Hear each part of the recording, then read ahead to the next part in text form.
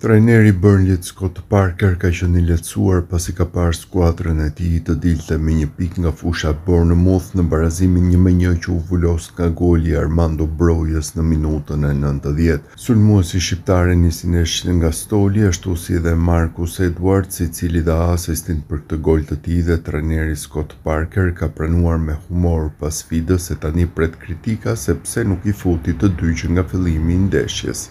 Ishte shumë trysni mbi ne dhe padyshim e theksova edhe në konferencën para ndeshjes që kemi qenë shumë pranë rezultatit në ndeshjet e tjera dhe kemi posuar gola idiot.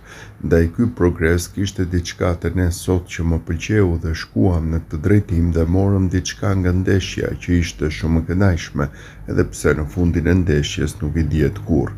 Goli nga dy zëvendësues, një kontribut masiv, nuk e dia do të marrë lëvdata për këtë, me shumë mundësi do t'jetë e kundërta, me shumë mundësi do të më pyesin pse nuk i futa nga fillimi dhe e kuptoj këtë, por vlerësim maksimal për dy djemt, absolutisht, jam super i lumtur për ta, tha Parker pas ndeshjes që i dha fund serisë prej 7 humbjeve radhazi në kampionat të Burnleyt.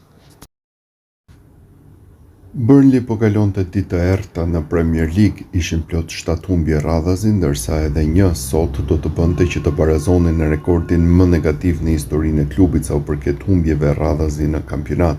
Armando Broja me golin në minutën e 90 kundër Bournemouth shpëtoi Burnleyn. Vetë sulmuesi shqiptar nuk realizonte në Angli prej 2 vitesh, ku është penguar edhe nga dëmtimet. Vlerësimi për Brojën pas ndeshjes ishte 7.2 nga SofaScore, ndryshe edhe nota më e lartë për lojtarët aktivizuar nga Burnley. Broja e preku 13 herë topin, ndërsa u aktivizua në minutën e 65 të ndeshjes. Gjatë kësaj kohe fitoi edhe duelin në ajër, ku shënoi edhe golin. Armando Broja u kthye te goli në Angli pas një mungese të gjatë. Sulmuesi kombëtares shqiptare realizoi në minutën e 90 për t'i dhënë barazimin Burnleyt ndaj Bournemouth. Sfida Premier League-s u mbyll 1-1. Është e pabesueshme, por Broja nuk shënonte gol në Angli që nga 6 janari i vitit 2024. Aso kohë Chelsea u përball me Preston në kupën FA Cup, ndërsa Broja realizoi në fitoren 4-0 të bluve të Londrës. Goli në Premier League ndërkohë mungonte nga 2 tetori i vitit 2023. Kjo kohë gjatë prej 2 vitesh është e kushtëzuar dhe nga dëmtimet që Armando Broja ka kaluar. Brojën duket se u thye një mallkim. Interesant është fakti se gëzoi pikën e parë me Burnley që po shkon drejt rënjes nga kategoria.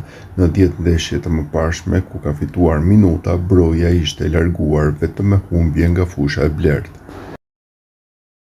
Burnley ka barazuar me rezultatin 1-1 në udhëtim ndaj Bournemouth në kuadër të javës së 17 të Premier League-s. Skuadra e drejtuar nga Scott Parker po kalon në një krizë të madhe të rezultateve këtë sezon dhe ja dolën të evitojnë humbjen krejt në fundin e ndeshjes.